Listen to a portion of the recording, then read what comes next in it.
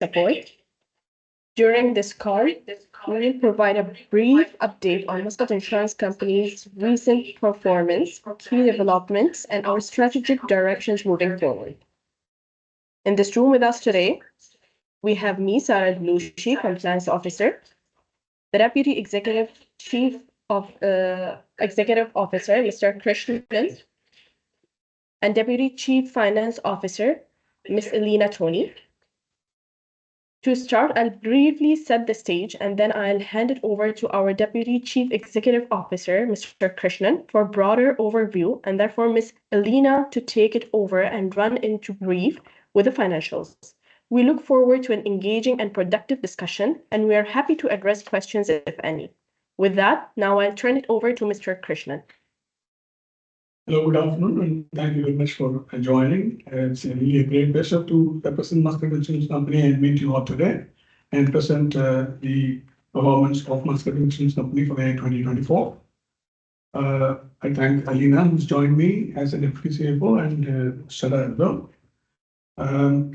I wish to start talking in brief about the company's performance in 2024 and leave Alina to take you through in detail about the financial performances. I'll talk through all of the activities that have happened in 2024, the plans ahead in terms of strategy going forward for MIC. So in brief, if I have to mention about the 2024 performance, it's been a good performance compared to previous year. There are a lot of activities that happened in 2024, starting from regrouping and having a strong team building, recruitment of capable, efficient persons, recognizing of people who deserve to be recognized, investing in systems, cost effectiveness improvements, all those things clubbed with clear focus on the area we wanted to improve business profitably. The financials, the revenue had increased in comparison to previous year, though marginally. It says the motor portfolio, because I mentioned our focus is to write business, which will result in profits for the company. We have grown general insurance business, which constitutes about 60% of the total portfolio mix, strongly last year in general, which also added to the bottom line. Motor, owing to various factors prevailing within this economy, as well as the unpredictable NatCat situations which happen quite frequently in this geography, and the inflation in claim costs, court cost, labor, and paint costs. We are consciously downsizing the motor portfolio, and that has really improved our performance. We had a lot of underwriting guideline changes during the year 2024. Actually, it started in November 2023. So the bottom line here is the growth has been consciously focused on areas where we are able to perform well and where there could likely be a challenge beyond controls. We consciously are tightening the underwriting guidelines, increasing the price, improving the claims effectiveness to achieve results. Now, profit after tax has been 368,000 compared to negative 469,000. This also sum up the performance of the company, the efforts that they have taken to reach this performance compared to same last year overall. And this has a significant element of support from the investment income as well. Going forward, 2025, we are, as I said, we are further investing in the enhancement of systems, core systems particularly, and portals, all the peripheral systems that are required to be in tune with the future. Improvement in the existing claims management practices, because there's always a scope for improvement. There is no finish line for success. So if there is some achievement, rather than resting on the laurels, we wanted to further improve the existing processes across the company, not just limited to claims and underwriting. ensure that the compliance regulations are maintained. Talking of compliance, I think there is a recent regulation to have the NatCat cover inbuilt as part of the motor third-party insurances. We are awaiting for the direction from FSA. And this year, most likely at any point in time, they may expect the insurance companies to support ensuring the NatCat element of the motor third-party insurances. Branch streamlining is under process. We are ensuring there as well to grow businesses on the general side and be watchful on the motor until the regulator and the Oman Insurance Association is really supporting us in this regard. Once they come out with a study of the premium that has to be set in as a standard for all the companies, we will then look at how to regroup the current plan. New product development, we are embarking on working on a couple of new products, most probably the re-underwritten products to make the process system faster, speedier, efficient in delivering to the customers. We have sort of worked on a sustainable marketing and communication strategy. We have recruited few key positions, filled key positions, and recruited few people in engaging with the customers to get their feedback and act proactively in developing the right products that are required. And last but not the least, we are very conscious of the profitable growth. And if that comes from general in life, we are very keen. If it is a bit challenging in other lines, we'll be watchful. For these few words, I hand over to Elena. I'd like to see you. Thank you.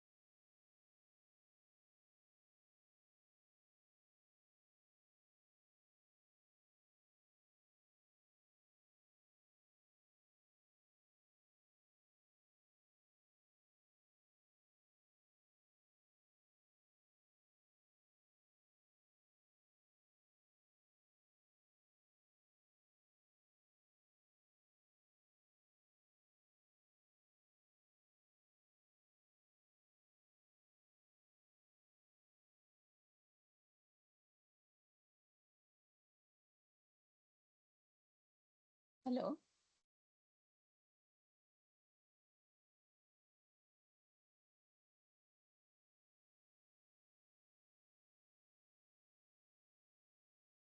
Hello. Hello. Yes. Yes. Am I audible? Yes, yes, please. Okay. I have some few questions. Can I continue? Yeah, yeah, please. Okay.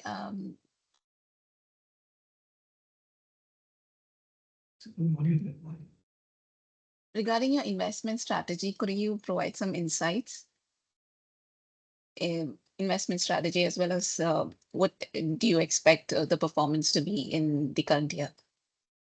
As a company as a whole, we are looking for the long-term investments. Normally, like we are used to diversify our investments in different portfolios. If you can see our portfolio itself, you have seen it is not only concentrated on the fixed deposits or equities. We have diversified our portfolio, but our aim is to have actually to have a continued and stable income for the long term.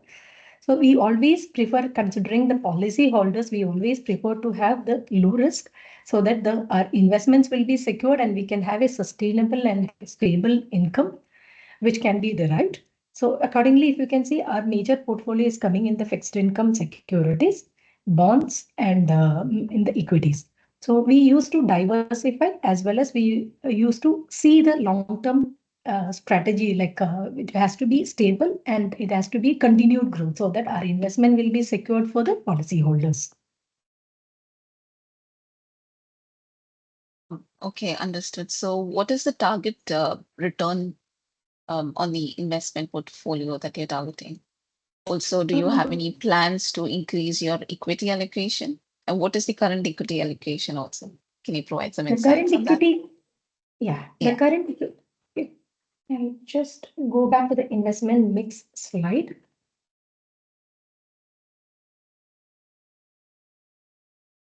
Can you see the screen? I'm not sure.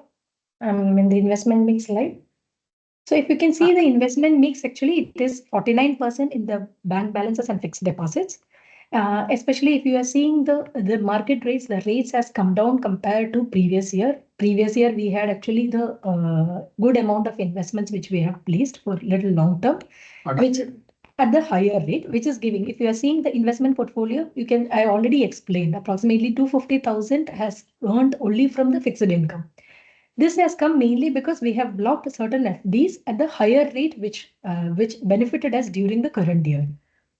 That is on one side. Second thing, parallelly, we will be going into the, it's always there is a low risk, low return, and it will be high risk, high return. So we always see the both the sides. We want one side, we want to save our policyholders' money.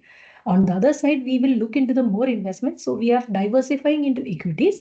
So even if when we are comparing with the previous year, you can see our equity mix has increased compared to previous year from 12%, it is increased to 15%. So that we are trying to explore the market, and wherever there are possibilities to have higher rate of returns, we used to invest there, and accordingly we will try to generate income and profit so that our books will be, or our investment portfolio will be safe, will be safe. Okay, understood.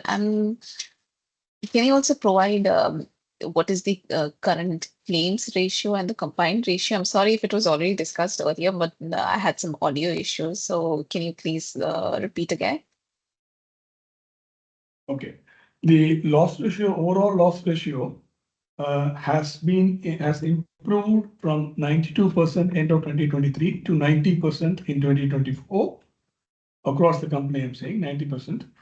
And the general portfolio, I don't have the split now, but general portfolio has been really good. As I said, that contributed significantly, which consists of 60% of the total portfolio mix. And that is why we have a strategy in the medium and long term to grow the general business. Motor has been pretty much challenging, not only for MIC, but for the entire insurance industry, because the fact of the matter lies that last the price was increased in 2016 and 17.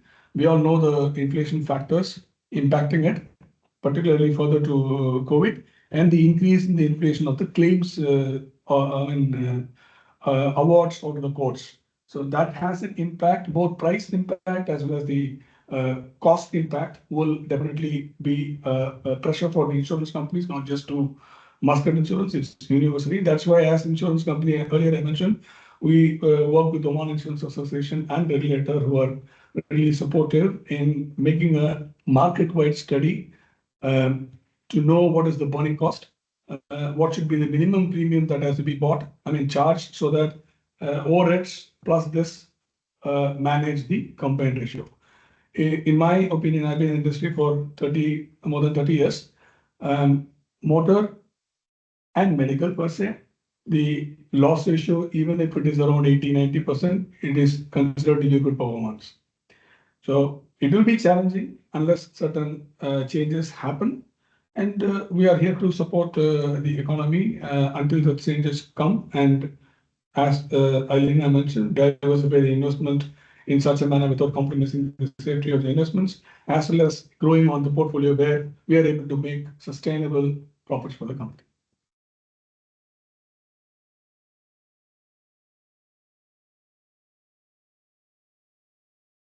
Did I address your question, madam? Yes, thank you. So could you please touch upon the market share for different lines of business, such as motor, health? Can you please provide some I don't information on that? exactly have the market share percentage right at the moment, but I can say that the motor portfolio compared to 2023 was consciously shrunk by around 39-40% of what we have completed last year, which is, as I said, it's a conscious effort. When we make the necessary controls, both in underwriting, pricing, the immediate reaction when it is price elastic, it tends to fall, and that is anticipated and prepared as well. So in terms of general business, as I said, out of a total portfolio, it accounts for 60%. Motor will be around 20%. So although the motor pricing claims impact are there, we are not heavily reliant on motor per se. And balance will be my life and medical. So the mix is heavier, and the strategy plan is to grow those businesses where it will grow sustainably. Okay, so what are the trends then do you see in the motor premium levels as compared to 2023? Market trends versus our trends. Market trend, it still remains to be extremely competitive, because once we increase the price, I think we have done about six times improvements in motor portfolio starting from November 2023. When I say improvements could be brought in, could be understood from the perspective of price increase, or could be coverage changes or underwriting guideline changes, controls. All of this encompass this actions taken during the last 1 year. Now, when we adopted to changing this, that's why I mentioned it, we had done it in 6 phases rather. Rather than doing it all at once, we are conscious of the price elastic market and the impact, and we were consciously monitoring each time we do study the impact, whether it is going to have a negative impact immediately or in the future, midterm, long term, and consciously derive our decisions frequently. Because it's not that we do once and then wait for 1 year or 2 years to make corrections.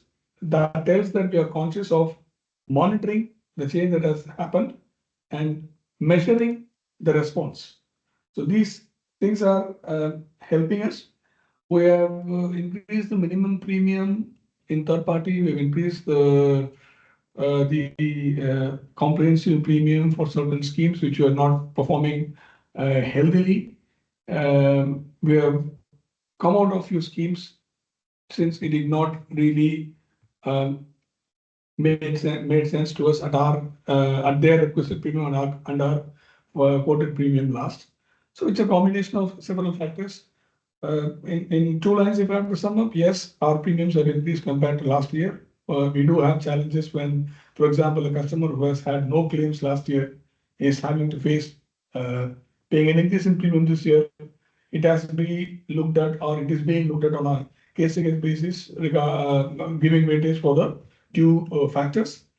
Sometimes we do agree to reduce the loading, sometimes we don't. So it depends on the factors which present itself at that point in time. Okay, understood. Also, what are the loss ratio targets do you set for different insurance products? It goes for, I think we keep it separately for general, medical and life. As I said, for the loss ratio on medical and motor, anything around 90-95% itself is loss ratio itself is supposed to be a really good performance. For general, I'm just thinking it's around 60% loss ratio. Okay, thank you. That's it from my side. Thanks, Brandon. Thank you very much for your questions.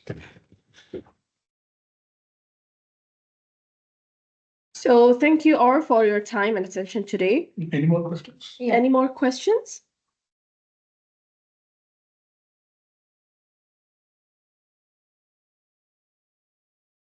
So I believe that we don't have any more questions. So thank you all for your time and attention today. We greatly appreciate your participation and insightful discussion. Once again, thank you for your continued support, and we look forward in staying connected. Have a great day ahead. Thank you. Thank you very much. Thank you, everyone. Thank you, everyone joined.